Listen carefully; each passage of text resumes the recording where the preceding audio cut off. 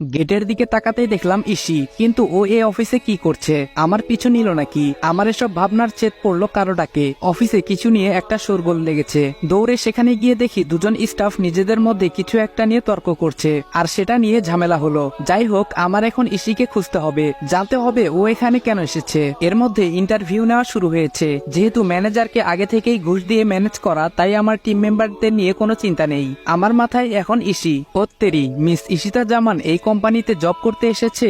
গালমে কুচ কালা হ্যায়। আমার মিশন এখন দুটো, একটা তো আগে থেকেই জানেন, আর এখন এই ইসির রহস্য উদ্ধার। পিয়ন বলল আপনাকে বস ডেকে পাঠিয়েছেন। আমি বললাম ওকে। বসের রুমে গিয়ে বললাম স্যার আসবো?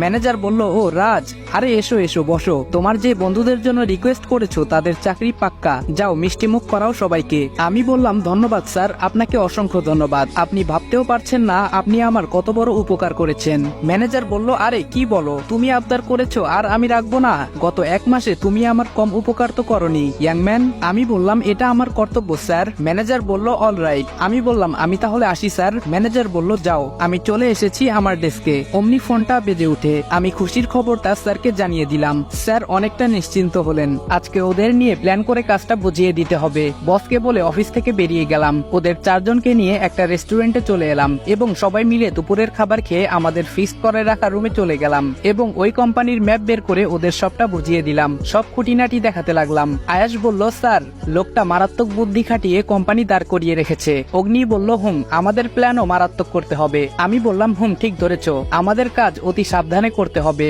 রাতুল বলল এর মাস্টার মাইন্ড কিন্তু সেই ধরিবাজ বলে মনে হচ্ছে স্যার। নীরব বলল আজও কেউ জানেই না এই কোম্পানির মালিকটাকে, বড়ই অদ্ভুত কিন্তু স্যার। আমি বললাম হ্যাঁ, আমার মনে হয় লোকটা আমাদের পরিচিত, সাধারণ মানুষের মুখোশের আড়ালে ঘুরে বেড়াচ্ছে। নীরব বলল হ্যাঁ স্যার সেটাই। আমি বললাম ঠিক আছে, তোমরা প্ল্যান অনুযায়ী কাজ করবে এবং খুব সাবধান। সবাই একসাথে বলল ওকে স্যার। ওদের বিদায় দিয়ে বাসায় চলে আসলাম। আজকে অনেকটা হালকা লাগছে, তবে ভয়ও হচ্ছে। একা কাজ অনেকটা বেটার, যদিও চাপ বেশি পড়ে। এখন ভাবনা ইসি, ও কেন এত ছোট পোস্টে চাকরি করছে?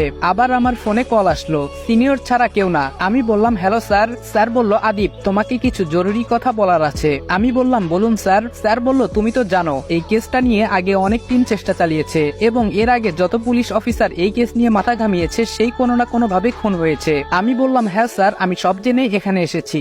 স্যার বলল তবে আসল কথা হলো তোমরা ওইখানে সাবধানে থেকো, কারণ সিআইডি ডিপার্টমেন্টের একটা স্পেশাল টিমের উপরও দায়িত্ব দেওয়া হয়েছে। তবে আমি চাই কেসটা আমরা কমপ্লিট করব। আমি বললাম চিন্তা করবেন না স্যার, কেসটা আমরা ক্লোজ করব ইনশাআল্লাহ। স্যার বলল আমার সম্পূর্ণ ভরসা আছে তোমার উপর, ভালো থেকো, নিজের খেয়াল রেখো, বেস্ট অফ লাক। আমি বললাম ধন্যবাদ স্যার, আল্লাহ হাফেজ। ফোনটা রেখে ল্যাপটপে নিজের কাজ করছি। ঠিক তখনই শুনতে পেলাম কলিং বেলটা বাজছে অনেকক্ষণ থেকে। মনে হচ্ছে বাড়িতে কেউ নেই। তখনই মনে হলো বাড়িতে ঢোকার সময় দারোয়ান কাকা চাবি দিয়ে বলল বাড়িতে কেউ নেই। বাধ্য হয়ে উঠে গেলাম। ইসি এসেছে। আমায় দেখে ভ্রু কুচকে তাকিয়ে ভেতরে চলে গেল। যাই হোক, উপরে যাচ্ছি। আবার মনে পড়লো ওর ব্যাপারে জানা দরকার, তাই পিছু নিলাম ওর রুমের দিকে। ও ভেতরে ঢুকে দরজা আটকে দিল। তবে বাইরে থেকে কিছু কিছু কথা আমার কানে এসেছে। ফোনে কথা বলছে, কাউকে স্যার স্যার করে ডাকছে। Okay sir, yes sir, don't worry sir, এসব। ও মাই গুডনেস, তার মানে ইসি পুলিশ অফিসার, আর এর জন্যই ওই অফিসে চাকরি নেওয়া। তবে সন্দেহের বশে ভেবে নেওয়া উচিত হবে না, ব্যাপারটা আরো খোলাসা করে জানতে হবে আমায়। মনে হলো ও দরজার দিকে আসছে, তাই কেটে পড়লাম। রুমে বসে আছি, একটা হিসেব কিছুতেই মিলাতে পারছি না। আমার ভাবনাটা আদৌ কি ঠিক? যেই পুলিশ অফিসারদের টিম এই কেসের দায়িত্ব নিয়ে এসেছে, ইসি কি তাদের একজন, নাকি আমার ভাবনাটা ভুল? কিন্তু ভুল হতে যাবে কেন? ইশিতা জামান আমেরিকা, লন্ডন সহ অনেক দেশেই যার বাবার বিজনেস ছড়িয়ে ছিটিয়ে। তার একমাত্র মেয়ে তো উদ্দেশ্য ছাড়া ওই কোম্পানিতে জব করবে না। আর যদি ও সত্যি একজন পুলিশ অফিসার হয়ে থাকে, তাহলে কেন বাড়ির সবাই এটা জানে না? আর ও দেশে আসলো কবে? দূর, কিচ্ছু বুঝতে পারছি না। এখন দুটো দিক একসাথে হ্যান্ডেল করতে হবে। আমার পকেটে থাকা ফোন বেজে উঠলো। ফোনটা রিসিভ করে বললাম হ্যালো। অপর সাইড থেকে বলল হ্যালো স্যার, আমি অগ্নি বলছি। আমি বললাম হ্যাঁ বলো অগ্নি। অগ্নি বলল স্যার আপনি এই মুহূর্তে কারখানায় আসুন। আমি বললাম ওকে, আমি এক্ষুনি আসছি, তোমরা ওইখানেই থেকো। ফোনটা কেটে দিয়ে রিভলভারটা গুজে বাইকের চাবিটা নিয়ে বেরিয়ে যাচ্ছি। পেছন থেকে কেউ একজন ডাকছে মনে হলো। ঘুরে দেখি আরু ডেকেছে। আরু বলল এই যে ভাইয়া, আপনি কি বের হবেন? আমি বললাম হ্যাঁ। আরু বলল তাহলে প্লিজ ফেরার সময় এই জিনিসগুলো নিয়ে আসবেন, কেমন? এই বলেই একটা কাগজ ধরিয়ে দিল। আমি কাগজটা পকেটে গুজে বেরিয়ে গেছি। খুলেও দেখিনি তাতে কি লেখা আছে।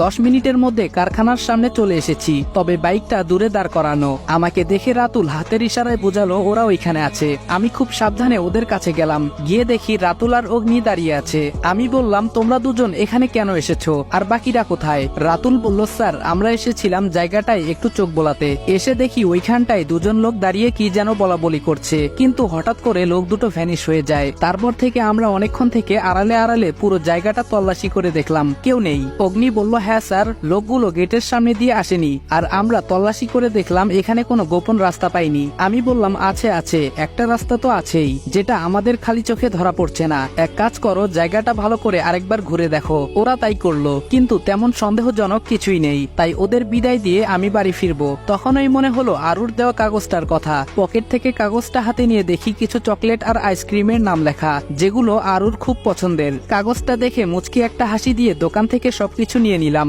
বাসার দিকে যাব, তখনই দেখি বাড়ির গেট দিয়ে কেউ একজন বেরোচ্ছে। কি ব্যাপার, এখন বাড়ি থেকে কে বাইরে যাচ্ছে? আর বাড়ির গাড়িও তো নিল না, দেখতে হচ্ছে ব্যাপারটা। তাই আইসক্রিম আর চকলেট গুলো বাড়ির কাজের লোককে দিয়ে বললাম আরুর কাছে পৌঁছে দেওয়ার জন্য। চেয়ে দেখি রহিম কাকা অবাক চোখে আমার দিকে তাকিয়ে আছে। বুঝতে পারছি না আমি কি এলিয়েন।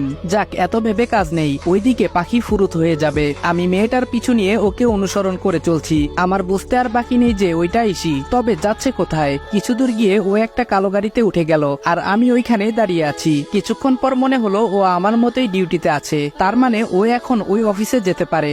বলেই দৌড়াতে শুরু করলাম। আমি গিয়ে দেখি অফিসের সামনে থেকে একটা গাড়ি চলে গেল, তার মানে আমার সন্দেহ ঠিক। তাই লুকিয়ে লুকিয়ে আমিও ঢুকে গেলাম, কিন্তু ইসিকে কোথাও পেলাম না। কোথায় গেল মেয়েটা? অনেক খুঁজে ও কোথাও না পেয়ে বেরিয়ে এসেছি। অবাক কাণ্ড, আমি বাড়িতে ঢুকে দেখি ইসি বসে আছে সবার সাথে। কখন এলো ও বাড়িতে, আর কিভাবে? আমাকে ঢুকতে দেখে মিস্টার আফজাল আল ইমরান মানে বাবা ডাক দিল। আমি বললাম, জি বলুন। বাবা বলল, তোমায় কিছু কথা বলার ছিল।